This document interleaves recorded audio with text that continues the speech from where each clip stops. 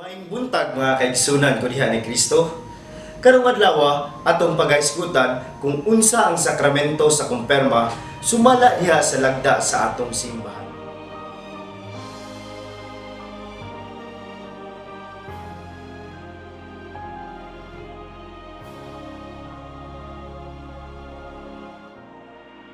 Mga igsoon, ang sakramento sa kumpirma usa sa tulo ka mga sakramento sa pagdawat sa Kristohanong pagtuo nga gitawag sa Ingles nga Sacrament of Initiation. Ang bunyag, kumpirma, ug Eucharistia maoy pundasyon sa kinabuhing Kristohanon. Pinaagi sa grasya nga gikan ni Kristo, kita nahatagan og nakaambit sa langitnong kinaiya o kasamahan ug kini mipatubo diha sa atong kinabuhi. Busa mga kaigsunan ko diha ni Kristo, kinahanglan nga masabtan gyud sa usa ka magtotoo nga ang pagdawat sa sakramento sa kumpirma usa ka bililon alang sa paghingpit sa grasya sa bunyag. Unsa man ang sakramento sa kumpirma? Ang pulo nga kumpirma hinubad gikan sa Latin nga pinulungan confirmare nga nagkahulugan ug pagmatuod. Tungod kay ang mga gikumpirmahan miuyon nga sila mga hamtong na karon human nga sila nakadawat usab sa bunyag sa kaniadtong sila bata pa. Gitawag usab ang maong sakramento nga chrismation tungod sa balaang lana. Ang chrism o krisma nga maoy gigamit isip usa sa mga timaan diha sa rito. Sa kumpirmasyon, dihugan kita sa amahan uban kang Hesus, sama sa naisulat sa Buhat Kapitulo 10, versikulo 38, ang Dios naghilog kang Hesus na taga Nazaret uban sa Espiritu Santo ug gahom. Ang sakramento sa kumpirma usa ka timaan sa grasya sa Espiritu Santo. Itawag kining kumpirma tungod kay kining maong sakramento mag-angkon ug maglig-on sa grasya nga nadawat diha sa bunyag. Pinaagi sa Espiritu Santo, mamahimo kitang hamtong nga mga Kristohanon ug mga panag-ingnan diha kang Kristo diha sa pulong ug sa buhat hangtod sa atong kamatayon. Pinaagi sa gasa sa Espiritu Santo, kini maoy nagagiya sa atong panaw ug maghatag kini kamahinungdanon sa pagkaplag ug halawom nga pagsabot sa atong pagtuo. Kini nagpahinumdum kanato kanunay nga ang grasya sa kalampusan ug ang Espiritu Santo nagauban kanato. Usa, ang mga binunyagan na himong tinuod nga mga saksi ni Kristo ug nakaangkon sa kusog, kalig-on ug sa kaabtik sa pagpakaylap sa ebanghelyo ug pagpanilipod sa pagtuo diha sa pulong ug buhat. Gitukod niya kining maong sakramento sa gabii sa Domingo sa pagkabanhaw. Sa dihang mipakita siya sa iyang mga tinun-an ug miingon, "Sama nga ang Amahan nagpadala kanako, ako usab nagpadala kaninyo." Human sa iyang pagsulti niini, gihuypa niya sila og miingon, "Dawata ang Espiritu Santo." Dinhi natuman ang gisaad ni Hesus sa katapusang panihapon. Sa panahon nga siya moabot, ang Espiritu sa kamatuoran mogiya kaninyo sa tanang kamatuoran. Natuman sa Pentecostes, napuno silang tanan sa Espiritu Santo ug nagsugod pagsulti sa nagkalaing-laing pinulungan. Unsa man ang nitabo sa adlaw sa Pentecostes? Diha sa Buhat Kapitulo 2, versikulo 1 ngadto sa 4, atong mabasa nga sa dihang ang mga apostol nagampo uban kang Berhen Maria sa usa ka lawak sa Jerusalem, nikunsad kanila ang Espiritu Santo nga sama og mga dila sa kalayo ug nitugdon sa matag usa kanila ug napuno sila sa Espiritu Santo ug nagsugod pagsulti sa nagkalain-laing pinulungan. Ang pagkunsad sa Espiritu Santo sa Pentecostes mao ang pagkahimugso sa usa santos katoliko ug apostoliko nga simbahan. Ang pulong Pentecostes nagagikan sa pinulungang Griego nga nagkahulugan kalim-an kaadlaw. Tungod kay kini nahitabo kalim-an kaadlaw human sa adlaw sa pagkabanhaw sa atong Ginoo. Alang sa mga Hudiyo, ang Pentecostes gitawag usab og Festival Weeks o Piyesta sa Tibuok Semana o Shavuot nga nagkahulugan usab ug naghinumdum sa paghatag sa Torah o balaod ni Moises didto sa bukid sa Sinai, kalim-an kaadlaw human sa adlaw sa pagsaylo. Alang kanatong mga Kristohanon, ang pagkudsad sa Espiritu Santo susama sa kalim-an kaadlaw human sa pagkabanhaw sa atong Ginoo. Unsa man ang mga grasya nga nadawat nato diha sa kumpirma? Una, ang 7 ka gasa sa Espiritu Santo. Ang pagpandong sa mga kamot nagpaambit sa mga espirituhanong karisma na nahingpit sa gikumpirmahan isip hamto nga mga magtotoo. Bisan tuod ang 7 ka mga gasa malungtaron, gikinahanglan gihapon ang atong inadlaw-adlaw nga pagtuman sa atong mga buluhaton ug tahas aron kita mutubo dinhi kanato.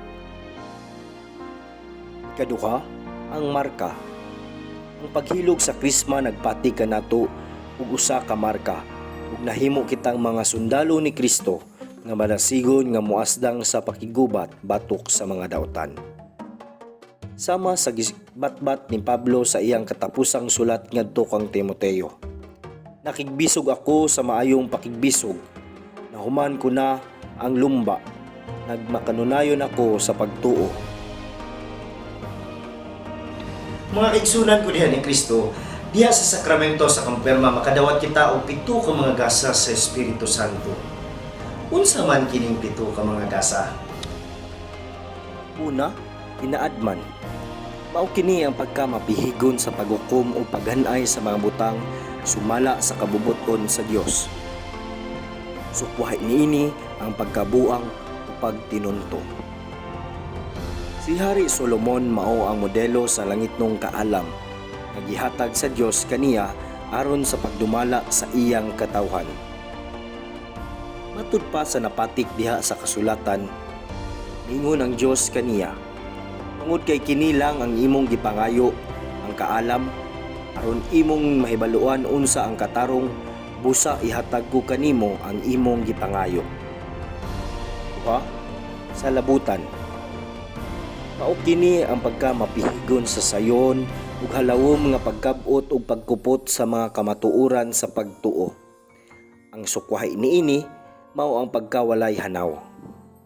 Bisan sa sayong paniuygon, si Santo Tomas de Aquino gigasahan nining maong gasa sa panabot.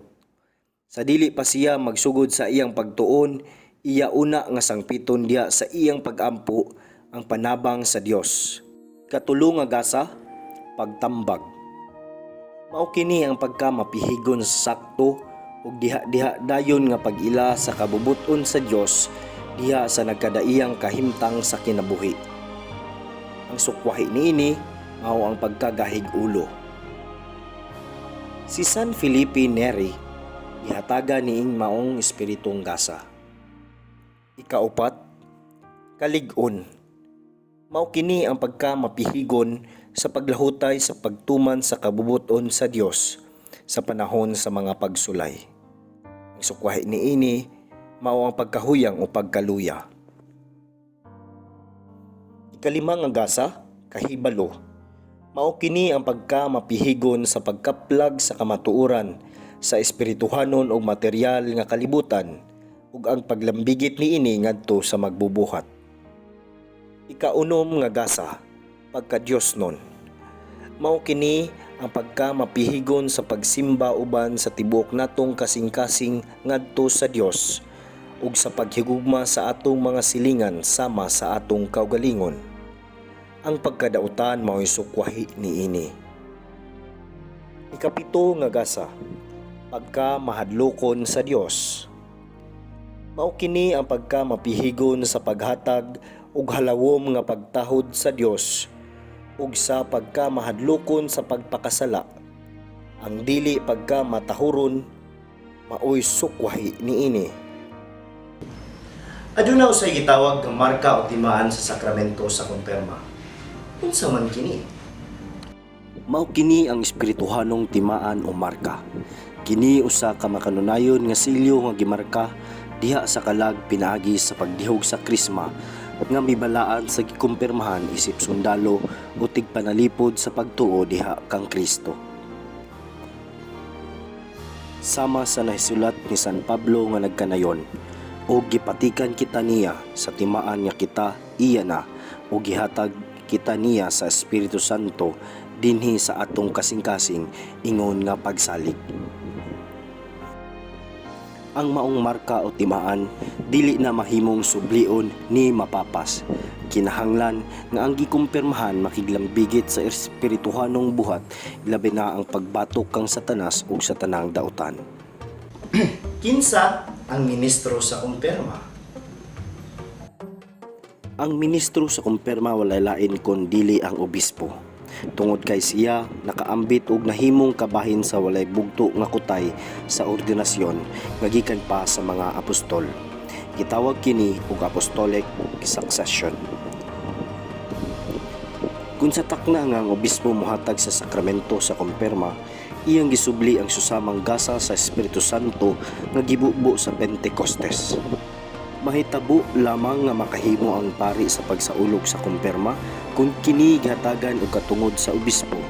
Talagsaon lamang kini mahitabo. Gani kasagaran lamang kining mapahigayon sa panahon nga kinahanglanon kaayo ang tabang sa pari. Ang pari nga gitahasan sa obispo mudihog ngadto sa gikumpirmahan ginamit ang krisma nga gibalaan sa obispo.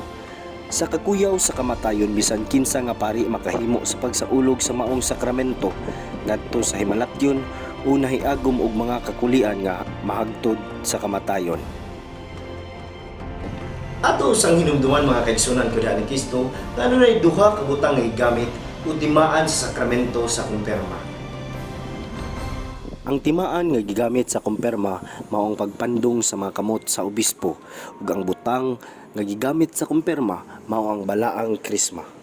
Human sa pagpandong sa mga kamot sa obispo ngadto sa gikumpirmahan aron sa pagdangat sa Espiritu Santo, ang obispo mohilog og mohimo og timaan sa krus sa agtang pinaagi sa krisma aron sa pagpatig sa marka o silyo nga gitawag og karakter. Mga kaigsunan ko ni Kristo, diya sa sakramento sa kumpirma atong masaksihan ang pagpandong sa mga kamot. Apan unsa diya ang kahulugan niini? Ang pagpandong sa mga kamot nagkahulugan sa pagkunsad sa Espiritu Santo nga gitunol gikan sa henerasyon ngadto sa sunod pinaagi sa sakramento sa kumpirma. Sa daang kasabutan, ang pagpandong sa mga kamot gitawag og simika. Kini nagtimaan sa hingpit ug espirituhanon nga bugkos nga naghatag og panalangin ug gahom nga gikan sa Dios ngadto sa iyang mga anak. Nigamit usab ang bag-ong kasabutan niining pagiha sa paghatag sa Espiritu Santo ang mga gasa nga gibubo diha sa mga apostol sa Pentecostes nga gipaambit ngadto sa mga bag-ong nakabig sa pagtuo pinaagi sa pagpandong sa mga kamot. Sa matag sakramento, adunay gitawag nga mga formula o form. Karon, atong hibaluan kung unsa ang form nga gigamit sa kumpirma. Ang formula sa kumpirma mao kini: be sealed with the gift of the Holy Spirit. Kini gimantala sa obispo samtang iyang gipandong ang iyang mga kamot sa ulo sa gikumpirmahan ug dayon dihugan ang agtang ginamit ang sagradong lana sa krisma. Pinaagi sa paghimo og kuros ginamit ang kumagko. Aside sa pagpandong sa kamot, aduna usay pagtapi o pagsagpa sa aping. Unsa day ang kahulugan niini? Ang pagsagpa o pagtapi ng paghimuon sa obispo human sa pagdihog sa sagradong lana sa krisma nagkahulugan sa kaisog sa mga sundalo ni Kristo nga mopanalipod sa Kristohanong pagtuo kung gikinahanglan bisan pa sa pagkamartir. Ang tanang binunyagan gikinahanglan gayud nga makadawat sa sakramento sa kumpirma sa saktong panahon. Alang kanila nga nakabig isip mga hamtong dungan kini sa bunyag ug Eucharistia. Alang nga atong binyagan nga bata human maabot niya ang hustong edad kasagaran 12 anyos. Apan kung tungod sa kakuyaw sa kamatayon, mamahimong himuon ang sakramento bisan og wala pa kini sa saktong edad. Mga kaigsuunan ko ni Kristo, Akong paghinaot nga sa pagdawat nato nining mga sakramento sa kumpirma, malig-on ang grasya nga nadawat nato diha sa bunyag ug pinaagi sa giya sa Espiritu Santo mahatagan kita og halawom nga pagsabot sa atong Kristohanong pagtuo, ingon man nga mamahimo kitang maayong panag-ingnan diha sa katilingban pinaagi sa atong pulong ug buhat. Amping ug ampo kanunay, daghan kaayong salamat.